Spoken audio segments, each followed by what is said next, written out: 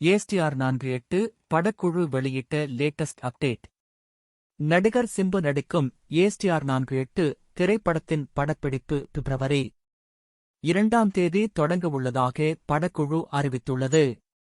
நடிகர் சிம்புவின் சமீபத்திய படமான 10 தல படத்தின் வெற்றியை தொடர்ந்து சிம்பு நடிக்கும் அடுத்த படத்தின் அறிவிப்பை படக்குழு வெளியிட்டுள்ளது. இந்த திரைப்படத்தை துல்கர் சல்மான், ரிது வர்மா மற்றும் ரக்ஷன் நடிப்பில் வெளியாகி பிரம்மாண்டமான வெற்றியை பெற்ற கண்ணம் கண்ணம் கொள்ளையடித்தால் படத்தின் இயக்குனர் தேசிங்கு பெரியசாமி இயக்குகிறார். நடிகர் கமல்ஹாசனின் ராஜ்கமல் தயாரிப்பு நிறுவனம் தயாரிக்க உள்ளது. சுமார் 100 கோடி ரூபாய் பட்ஜெட்டில் இத்திரைப்படம் உருவாக இருப்பதாகவும் சிம்பு ஜோடியாக கீர்த்தி சுரேஷ் நடிக்க இருப்பதாகவும் கூறப்படுகிறது.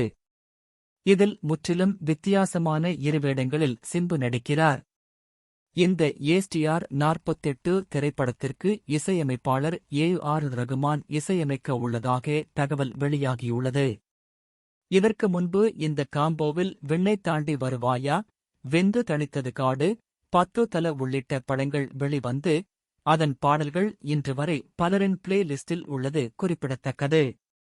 இந்நிலையில் கமல்ஹாசனின் ராஜ்கமல் பிலிம்ஸ் இன்டர்நேஷனல் தயாரிப்பில் சிம்பு நடிக்கும் ஏஸ்டிஆர் 48 திரைப்படத்தின் படப்பிடிப்பு பிப்ரவரி 2ஆம் தேதி தொடங்கவுள்ளதாக படக்குழு அறிவித்துள்ளது.